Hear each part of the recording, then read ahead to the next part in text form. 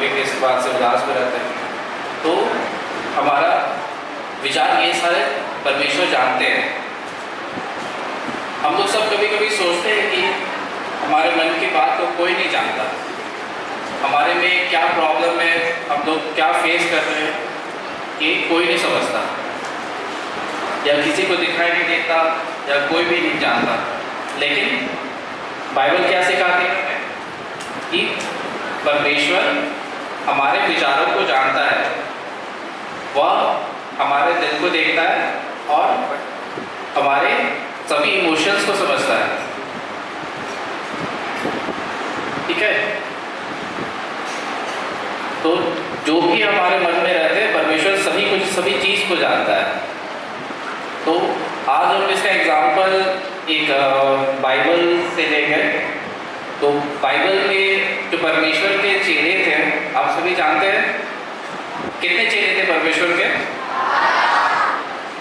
तो उसमें से एक चेले का नाम था थॉमस, इसे हिंदी में हम थोमा भी कहते हैं। तो यूहन्ना 20वां अध्याय का 34 से 29 में हम देखेंगे, जिसमें परमेश्वर ने थोमा के बारे में कुछ कहा है। जब यीशु मसीह के पुनरुत्थान के बाद जब वह अपने शिष्यों के सामने आए थे, शिष्यों के सामने प्रकट हुए थे, तो उस समय क्या हुआ कि उस समय वहाँ पर थोमा नहीं था, वहाँ बाकी शिष्य थे। तो बाकी शिष्यों से बाकी शिष्यों के सामने यीशु ने प्रकट हुआ था। तो बाकी शिष्यों ने थोमा से कहा कि हमने तो यीशु क्रिस्ट को देखा आज। तो थोमा उस समय बिलीव नहीं किया, थोमा का विश्वास नहीं हुआ। फिर थोमा कहता है कि मैं कैसे विश्वास कर लूँ,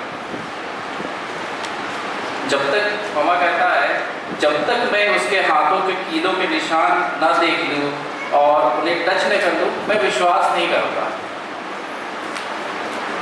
फिर क्या हुआ कि कुछ दिन बाद यीशु फिर अपने शिष्यों के सामने प्रकट होता है, मगर इस बार क्या डिफरेंट था, उस समय थोमा था वहाँ। तो यीशु थोमा के पास जाता है और उसे कहता है अपने हाथ यहाँ लगा और अविश्वासी नहीं विश्वासी बन। यीशु क्या कहता है, अपने हाथ यहाँ लगा और अविश्वासी नहीं विश्वासी बन। थोमा को क्या डाउट था? थोमा के शुरू में कहना था कि जब तक मैं उसके हाथों के घाव को ना देख लूँ तब तक मैं विश्वास नहीं करूँगा। तो यहाँ पर गौर करने की बात यह है कि यीशु को थोमा के विचार के बारे में पता किसी ने बताया नहीं था, लेकिन यीशु को उसके मन की बात पता था कि थोमा क्या चाहता है। तो इसलिए उसने थोमा से कहा कि आ मेरे हाथों को छू और अविश्वासी नहीं विश्वासी बन। फिर यीशु ने बहुत ही इम्पोर्टेंट बात कही कि धन्य है वो जिन्होंने बिना देखे विश्वास किया।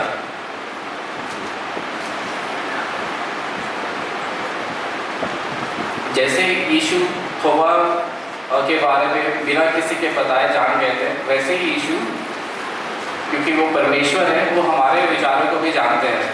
बिना किसी के बताए, बिना हमारे बताए वो हमारे विचारों को जानते हैं।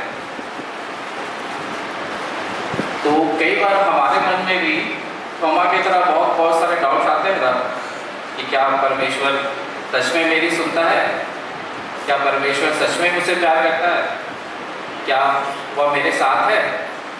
तो इस तरह से डाउट आना हम लोग के मन में काफ़ी आते ही है। तो लेकिन जब भी ये सब सारे डाउट्स हमारे में आते हैं तो हमें ये याद रखना है कि परमेश्वर ने क्या कहा है।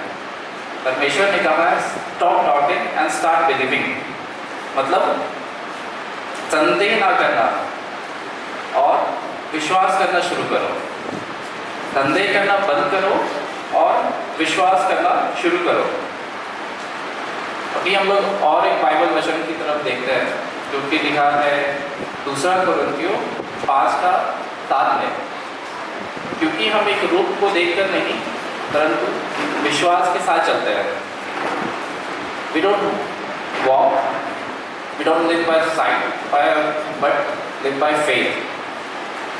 इसका मतलब यह है कि हमें केवल वही नहीं मानना जो हमें दिखाई देता है, मतलब हमें अपनी आंखों का सहारा नहीं लेना है, बल्कि हमें फेथ भी रखना है।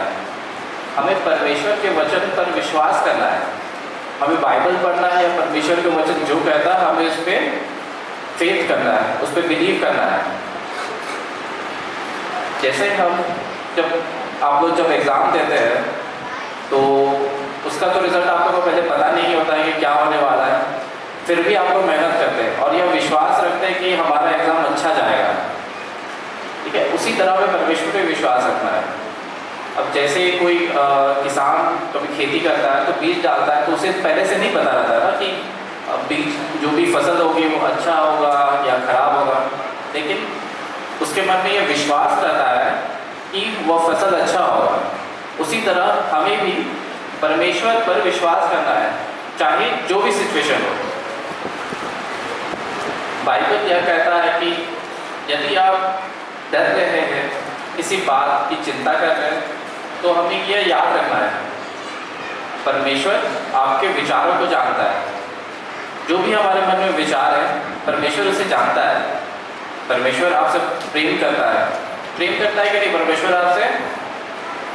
बच्चों, परमेश्वर आपसे प्रेम करता है और आप लोग करते हैं, तो आप लोग परमेश्वर पर विश्वास करेंगे?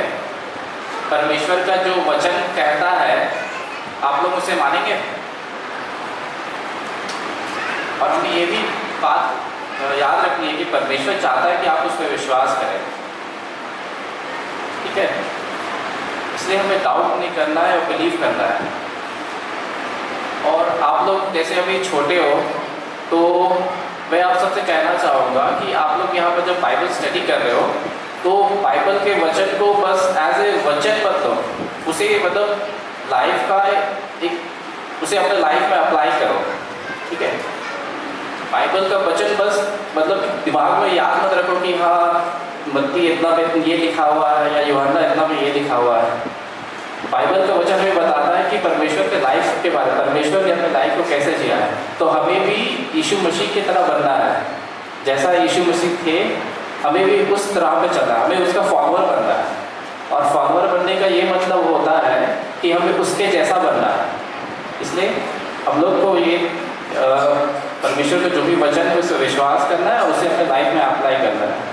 ठीक है, तो आइए हम एक छोटा सा प्रेयर करते हैं हमारे परमेश्वर से इस सेशन से शुरू करते हैं। सभी अपने आंखों को बंद करेंगे।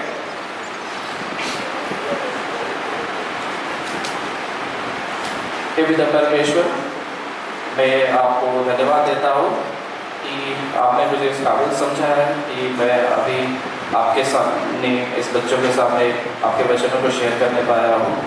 मैं प्रार्थना करता हूँ कि आज हम सब जो भी आपके वचनों को सुनते हैं उन्हें समझते हैं, तो हमें यह शक्ति दे, यह सामर्थ्य दे कि हम आपके वचनों को समझें, आपके वचनों पर विश्वास करें। और हमें यह सामर्थ्य दे कि हम आपके वचनों पर डाउट न कर सकें और हम अपनी जो भी आपके वचनों को सीखें उसे अपने लाइफ पे अप्लाई कर सकें। इस छोटी सी विनती आपके प्रिय पुत्र हमारे उद्धारकर्ता यीशु मसीह के नाम से मांगता हूँ, आमीन। Thank you. प्रेम की सजा उन हाथों पर नाम मेरा लिखा, मुझसे प्रेम यीशु ने किया है, देकर प्राण प्रभु फिर से जी उठा है। मुझसे प्रेम यीशु ने किया है, देकर प्राण प्रभु फिर से जी उठा है। तो मैं